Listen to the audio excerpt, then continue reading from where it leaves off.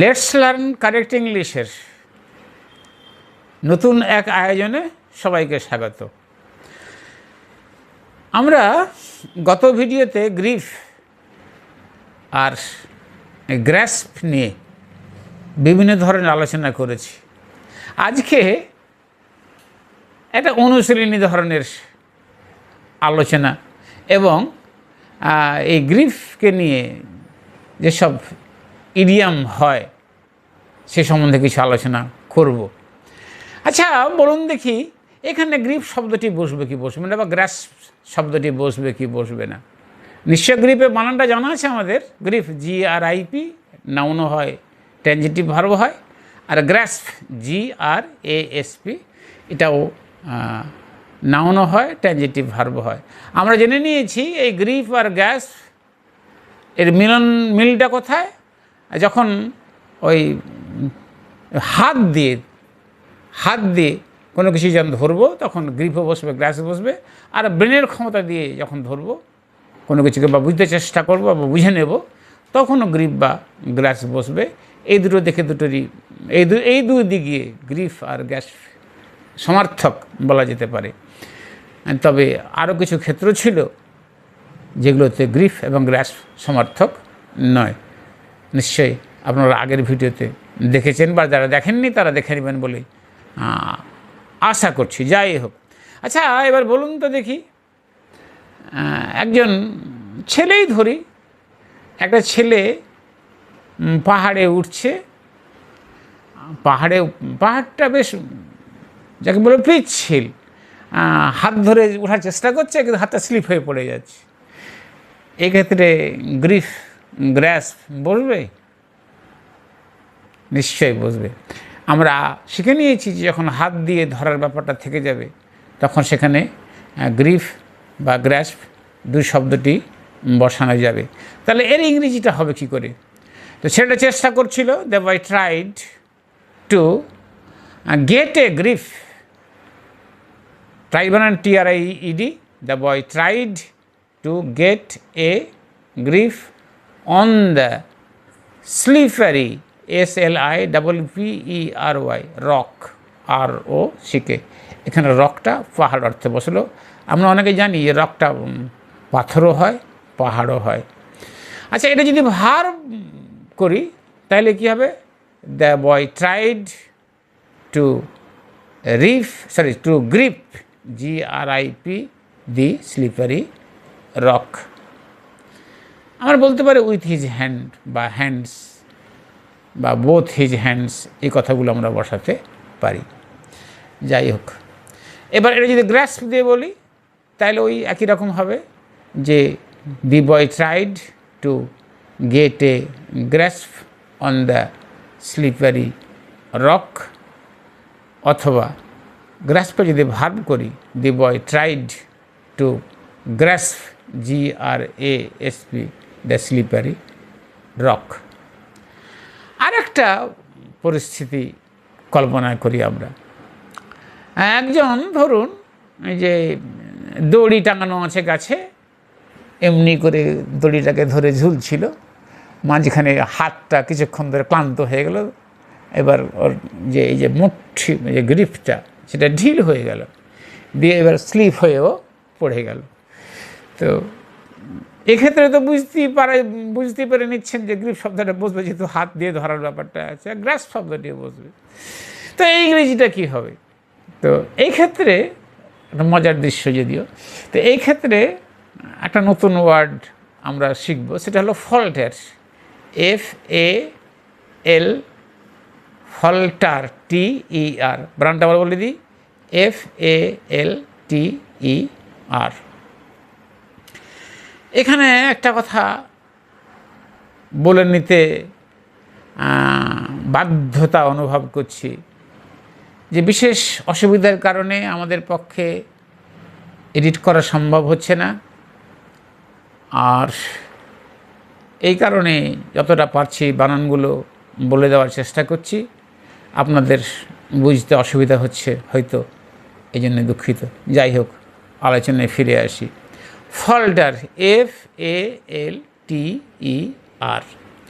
তো এই ভার্বটা একটা ইনট্যানজিটিভ ভার্ব, এটা শুধু কর্তা দিয়ে শুরু হবে। এর কর্তা কে হবে? এর কর্তা মানুষ হতে পারে, মানুষের এমনকি কোনো কাজও হতে পারে, কোনো যন্ত্র হতে পারে, কোনো ইঞ্জিন হতে পারে, মানুষের বিভিন্ন আবেগ হতে পারে। যে আবেগের বা কাজের বা যে মানুষটা বা যে প্রাণীর কাছে যেমনটা প্রত্যাশা করা হয়েছিল, বা যেমনটা কাজ করতে পারলে বলে ওর খ্যাতি আছে, বা যেমনটা কাজ করে বলে ও কথা দিয়েছিল, মোদ্দা কথা যেমনটা ও কাজ করবে বলে প্রত্যাশা করা হয়েছিল, ঠিক সেই মানের কাজ কোনো এক সময় গিয়ে করতে আর পারে না। হয়তো আগে করতে পেরেছে, কিন্তু কোনো এক সময় গিয়ে আর করতে পারছে না। তো যে এই প্রত্যাশিত পর্যায়ের কাজটি করতে পারল না, মানুষ অমানুষ যেই হোক না কেন, সে কিন্তু এই ফল্টার, FAL ফল্টার TER এই ভার্বটির কর্তা হবে অ্যাক্টিভ ভয়েসের ক্ষেত্রে, subject of the active voice বা ইন দ্য অ্যাক্টিভ ভয়েস যাই বলুন না কেন। তো এইখানে কোনটা আগে যেমনটা কাজ করছিল পরে আর ঠিক তেমনটি কাজ করতে পারল না, এই গ্রিপটা, দড়িটাকে ধরেছিল গ্রিপটা করতে পারল না, এই গ্রিপটাই কিন্তু এই ফল্টার ভাবে কর্তা হয়ে যাবে। তো ধরে নেওয়া যাক একটা ছেলে যদি এরকম গ্রিপ করে ধরেছিল, ঝুলেছিল আর হাতটা ফসকে যাচ্ছে ওর, তাইলে আমরা কি বলবো? যে হিজ গ্রিপ ফল্টার্ড। তার গ্রিপটা কী হলো? আগের যে প্রত্যাশিত কাজটা যেমনটা করবে বলে প্রত্যাশা করা হয়েছিল বা যেমনটা করছিল এর আগে পর্যন্ত, তেমনটা করতে পারলো না। তার কী হলো? His grip faltered. আচ্ছা, ফল্টার্ড যখন হলো, হিজ গ্রিপ ফল্টার্ড, তখন ফল কী হলো? ফলটা হলো যে এই দড়িটা আমরা দ্য স্ট্রিং ধরলাম, দ্য স্ট্রিং, STRING, দ্য স্ট্রিংটা স্লিপ করছে, তো সে সময় চলমান আছে, চলছে, তাহলে বাক্যটা কী হবে? The string sleeping. স্লিপিং বানান SLIPPING। এবার স্লিপ যে করছে, ও তো ধরে আছে হাত দিয়ে, এই ভিতর দিয়ে দড়িটা তো স্লিপ করে যাচ্ছে, কারণ ভিতর দিয়ে বা ফাঁক দিয়ে যখন কিছু যাবে বা আসবে তখন থ্রু শব্দটি ব্যবহৃত হবে। তো আমরা এর আগে গ্রিপ বসেছি, এবার যদি গ্রাস্প দিই তো কী হবো? Through his grasp. তাহলে দুটো কথাটিকে একসঙ্গে যোগ করলে বাক্যটি দাঁড়াবে his grip faltered, comma the string slipping, SLIPPING, through his grasp, GRASP। এবার স্ট্রিং যে দড়িটা আমরা ধরলাম তার ইংরেজিটা বললাম যেটা স্ট্রিং, তার বানানটা হলো STRING। আশা করছি ব্যাপারটা আমরা বোঝাতে পেরেছি। এবার আরেকটা ব্যাপারটা বলুন তো, এখানে গ্রিপ গ্রাস্প দুটি বসবে না একটা বসবে? এবার ধরুন ভয়, একজনকে ভয় এত পেয়েছে রে বাবু যে ও চিৎকার করতে পারে না। একটা মেয়েকে ধরি, সাধারণত মেয়েরাই বেশি ভয় পায়, যদিও অনেক ছেলেরাও অনেক ভয় পায়, মেয়েকে ধরলাম। তো একটা মেয়ে খুব এত ভয় পেয়েছে যে ও আর চিৎকার করতে পারছে না। তো এখানে গ্রিপ হবে না গ্রাস্প হবে? দেখুন, এইখানে তো আর হাত দিয়ে ধরার ব্যাপার নেই, আবেগ কাউকে ধরেছে।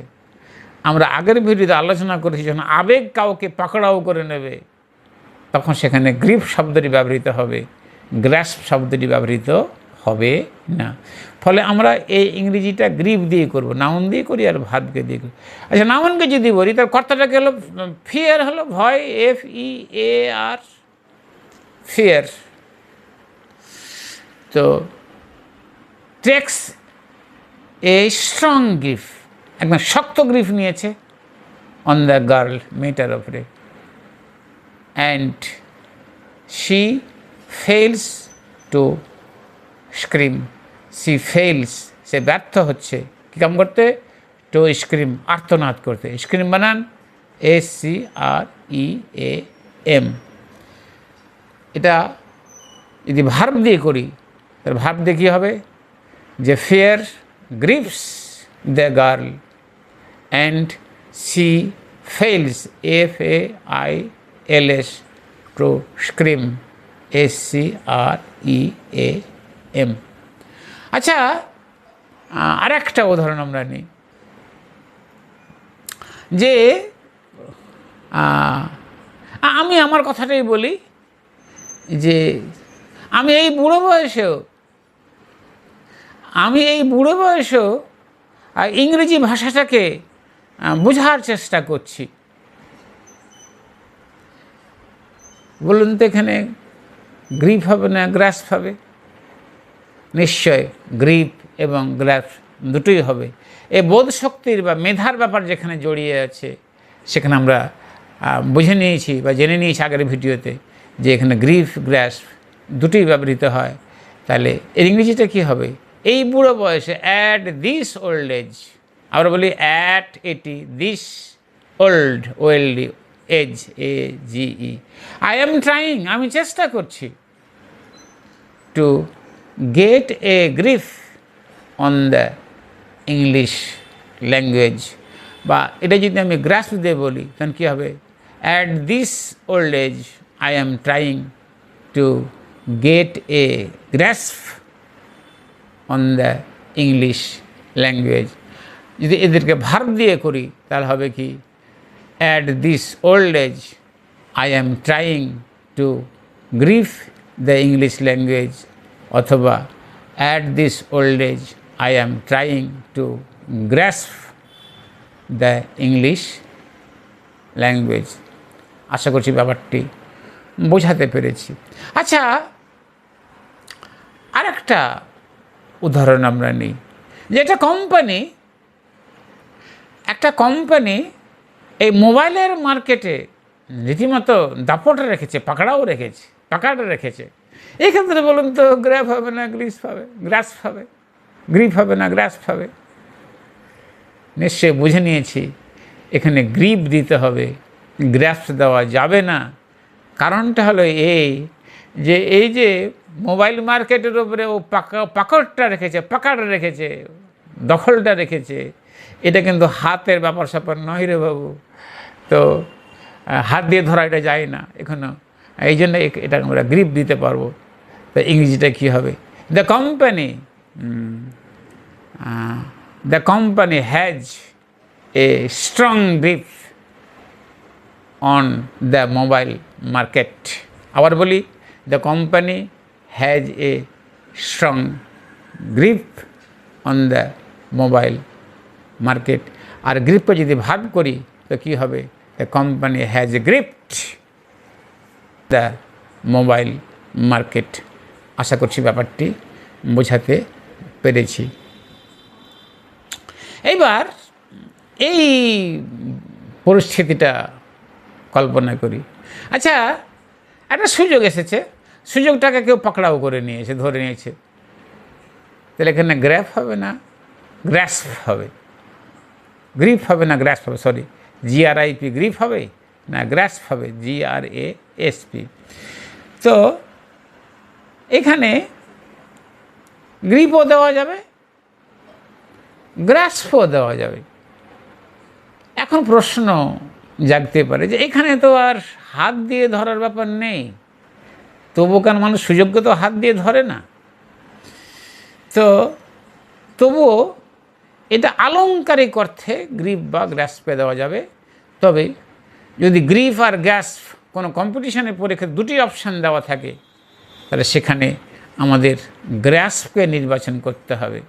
তো এই রকম যদি আমরা বলি যে সে বাইরে যাওয়ার সুযোগ পেয়েছিল এবং সে সুযোগটা সে সদ্ব্যবহার করেছিল, তা আমরা বলবো হি গ্রাস্পড দ্য অপরচুনিটি। সে অপরচুনিটিকে পাকড়াও করেছে, ধরে নিয়েছিল, টু গো অ্যাব্রড। এই অপরচুনিটি মানেটা OPPOR, অপরচুনিটি, TUNITY।